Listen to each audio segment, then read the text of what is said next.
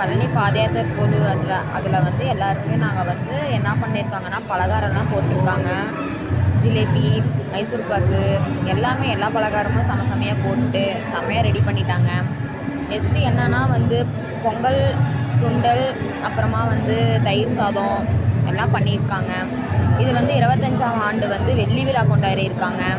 பட்டைலாம் போட்டு சிறப்பாக வேறு லெவலில் செஞ்சுட்டாங்க. இது எங்கள் அப்பாவும் அம்மாவும் இருந்தாங்க. அப்புறமா வந்து வேலு, தண்டம் எல்லாமே எடுத்துகிட்டு வந்தோம்.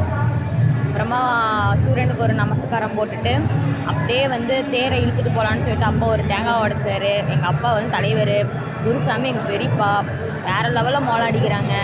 தேங்காய் வேறு அப்பப்போ பொறுக்கிறாங்கப்பா சாமி. என்னன்னே தெரியலடா. அதெல்லாம் பண்ணிவிட்டு முடிச்சுட்டு தெருவில் ஊர்வலம் அப்படியே ஜாலியாக ஜிம்கானமாக கிளம்பி வந்து ஜாலியாக போயிட்டுருந்தோம்.